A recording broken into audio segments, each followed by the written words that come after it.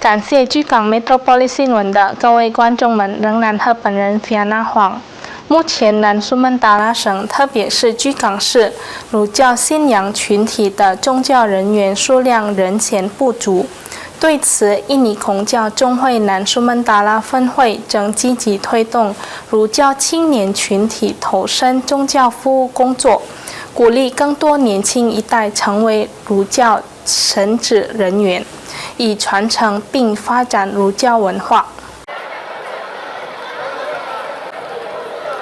与其他地区不同，目前居港市的儒教宗教人员人数仍显不足。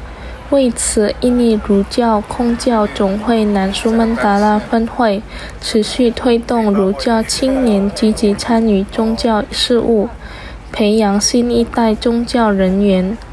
根据印尼孔教宗会南苏门答腊分会秘书长杰森古纳万表示，他们正在积极鼓励年轻儒教徒参与各类活动。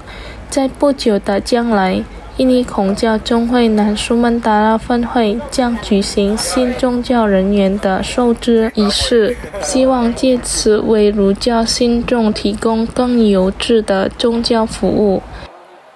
Perlahan-lahan kita bangkitkan lagi semangat generasi muda dan berbagai tingkatan dalam berbagai tingkatan, baik muda ataupun tua, kita ajak untuk bisa terlibat aktif dalam kegiatan-kegiatan keagamaan, kan tentu seperti itu. Nah, cuman memang untuk sekarang rohaniawan kan memang jumlahnya terbatas, rohaniawan Konghucu ini jumlahnya terbatas. Dalam waktu dekat kita akan segera melantik beberapa rohaniawan baru beberapa hari ke depan nanti.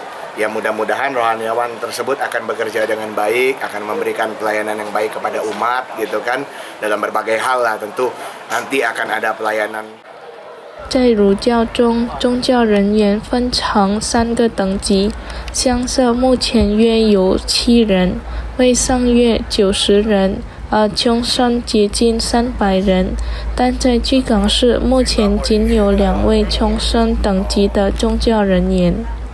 印尼孔教宗会主席Budi Santoso Tanuwibowo补充道，希望未来居港市儒教宗教人员数量能不断增长，因为过去这里真有大量儒教信众。